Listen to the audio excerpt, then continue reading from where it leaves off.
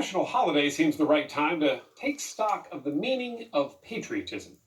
Here's former White House speechwriter Eric Liu, author of the new book, Become America. My parents were born in Nanjing, China, in a time of war and revolution. They came to the United States via Taiwan to make a new life. I was born in Poughkeepsie, New York, in a time of peace and prosperity. I ended up working at the White House and becoming an author, a teacher, and a civic preacher. All my life, whether I was playing Thomas Jefferson during the bicentennial or working for President Clinton 18 years later, I've been aware that all I did was have the dumb luck to be born here. My parents did the heavy lifting. They risked everything. They showed me the meaning of true patriotism.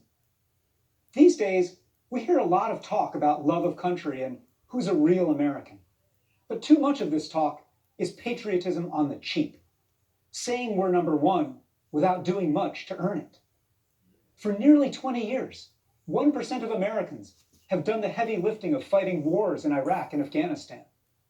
Of course, true patriotism doesn't require that we all join the military.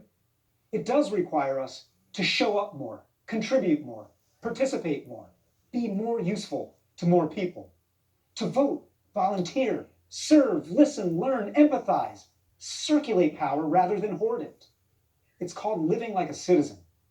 And I'm not talking immigration status. Plenty of folks lack the papers, but live like good citizens. And plenty more have the papers, but don't. A century and a half ago, a German immigrant named Karl Schurz put it well.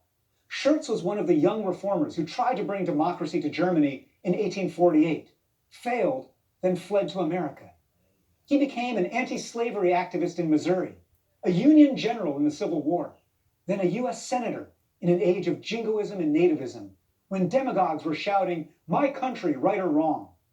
Schurz said, true patriotism isn't my country, right or wrong.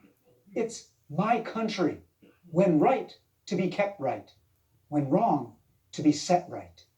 In other words, not blind faith, but constant responsibility to reform, to dissent, to make sure we're living up to our creed. That's what I love about my country. I love getting to take responsibility for it. The good, the bad, and the ugly. Karl Schurz couldn't do that in Germany. My parents couldn't do that in China. You and I, we get to do it every day. Let's celebrate that good fortune by earning it.